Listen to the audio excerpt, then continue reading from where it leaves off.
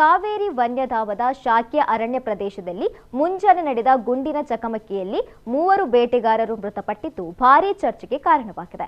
ವನ್ಯಜೀವಿಗಳ ಬೇಟೆಗೆ ಕಾಡಿಗೆ ನುಗ್ಗಿದ್ದ ಬೇಟೆಗಾರರು ಹಾಗೂ ಅರಣ್ಯ ಸಿಬ್ಬಂದಿ ನಡುವೆ ಗುಂಡಿನ ಕಾಳಗ ನಡೆದಿದೆ ಎಂದು ಅರಣ್ಯ ಇಲಾಖೆ ತಿಳಿಸಿದೆ. ಮೃತರನ್ನ ಆಂಟೋನಿ ಸ್ವಾಮಿ, ಪೀಟರ್ ಹಾಗೂ ಕುಮಾರ್ ಎಂದು ಗುರುತಿಸಲಾಗಿದ್ದು, ಘಟನೆಯಲ್ಲಿ ಒಬ್ಬ ಅರಣ್ಯ ಸಿಬ್ಬಂದಿಗೂ ಗಾಯವಾಗಿದೆ. ಅವರನ್ನು ಕೊಳ್ಳೇಗಾಲ ಸರ್ಕಾರಿ ಆಸ್ಪತ್ರೆಗೆ ದಾಖಲಿಸಲಾಗಿದೆ. ಇದೇ ವೇಳೆ ಮತ್ತೊಬ್ಬ ಬೇಟೆಗಾರ ಪರಾರಿಯಾಗಿದ್ದಾನೆ ಎನ್ನಲಾಗಿದೆ. ಕಾರ್ಯಾಚರಣೆಯಲ್ಲಿ 1 ನಾಡ ಬಂದೂಕು ಹಾಗೂ ಜಿಂಕೆಯ ಮೃತದೇಹ ವಶಪಡಿಸಿಕೊಳ್ಳಲಾಗಿದೆ.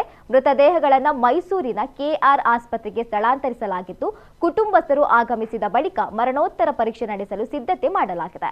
ಬೇಟೆಗಾರರ ಸಾವಿನ ಬೆನ್ನಲ್ಲೇ ಅರಣ್ಯ ಇಲಾಖೆ ವಿರುದ್ಧ ಸ್ಥಳೀಯರು ತೀವ್ರ ಆಕ್ರೋಶ ವ್ಯಕ್ತಪಡಿಸಿದ್ದಾರೆ.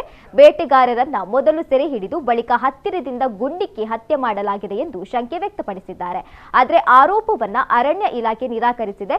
ಇನ್ನು ಆಕ್ರೋಶಗೊಂಡ ಸ್ಥಳೀಯರು ಶಾಗ್ಯದಲ್ಲಿರುವ ಉಪವಲಯ ಅರಣ್ಯಾಧಿಕಾರಿಗಳ ಕಚೇರಿಗೆ ನುಗ್ಗಿ ಪ್ರತಿಭಟನೆ ನಡೆಸಿದ್ದಾರೆ.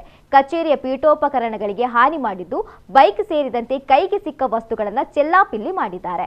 ಘಟನೆಯಿಂದ ಶಾಕ್ಯ ಅರಣ್ಯ ಪ್ರದೇಶದಲ್ಲಿ ಉದ್ವಿಗ್ನ ವಾತಾವರಣ ನಿರ್ಮಾಣವಾಗಿದ್ದು, ಪರಿಸ್ಥಿತಿ ನಿಯಂತ್ರಿಸಲು ಅಧಿಕಾರಿಗಳು ಮುಂಜಾಗ್ರತಾ ಕ್ರಮ ಕೈಗೊಂಡಿದ್ದಾರೆ.